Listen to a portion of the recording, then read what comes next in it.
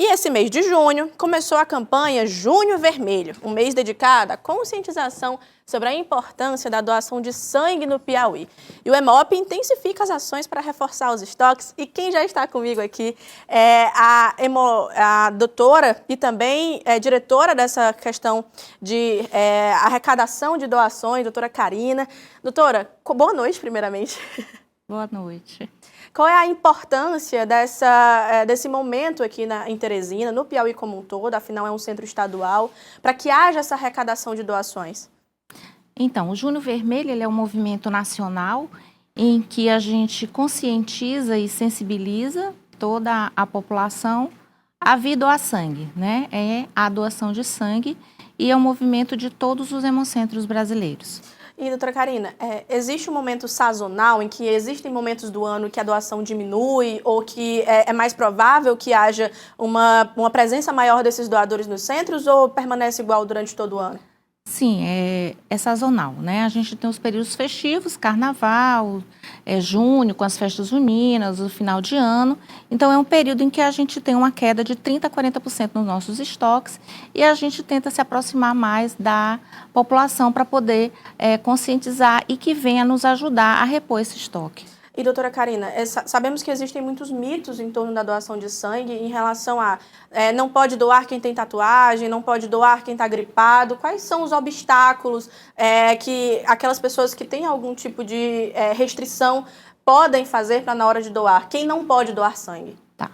Então, primeiro eu vou falar quem pode doar, né? Então, quem tem mais de 50 quilos, se considerar em boas condições de saúde, via ao Hemocentro com um documento de identidade original, né, está bem alimentado. As pessoas acham que tem que estar em jejum, não é isso, tem que estar não ter alimentações copiosas 4 horas antes, mas estar alimentado, né?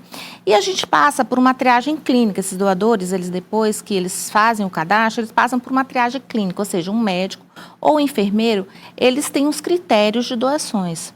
Então, tem alguns critérios que naquele momento pode impedir com que eles doem. Por exemplo, uma gripe, ele volta com 7 dias. A tatuagem hoje já não é mais um empecilho, a gente espera, né, de 6 meses a 1 ano para que de feita essa tatuagem, mas ele pode doar sim.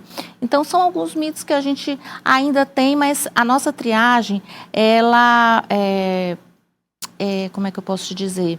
Ela segue uma RDC em que todos esses critérios estão pontuados, né, já como torná-los aptos. E, doutora, muitas vezes a doação ela acaba sendo motivada por algum familiar ou algum conhecido que está precisando do sangue, outras vezes já é uma doação realmente sem ter esse direcionamento.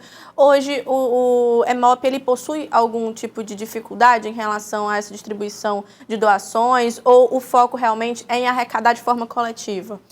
Então, é assim, a gente tem os doadores de primeira vez e os doadores de reposição. Então, hoje, o Hemop conta com mais de 75% de doadores de repetição, que é o que a gente quer, né? Que são aqueles doadores fidelizados, que já vieram ao Hemocentro várias vezes, a gente sabe que a sorologia dele está sempre negativa, mas os de primeira vez são sempre bem-vindos, por quê? Porque eles vão se tornar um doador de repetição, mas a nossa taxa de primeira vez, ela é em torno de 30% a 35%. E a senhora percebe que existe essa adesão positiva no estado do Piauí, por mais que agora o centro esteja com o estoque baixo, existe uma participação dos piauienses na hora de doar esse sangue? Sim, é impressionante como o povo piauiense ele é acolhedor. A gente convoca imediatamente o Hemocentro lota, então assim, é um acolhimento mesmo, eles recebem muito bem essa mensagem, se sensibilizam, conscientizam e a gente vem agradecer nesse Junho Vermelho. Também é um mês de agradecimento, né, a esse doador que se dispõe a sair da sua casa, a esperar um pouquinho, não demora muito, mas ele acaba esperando e ele salva 4 vidas no final.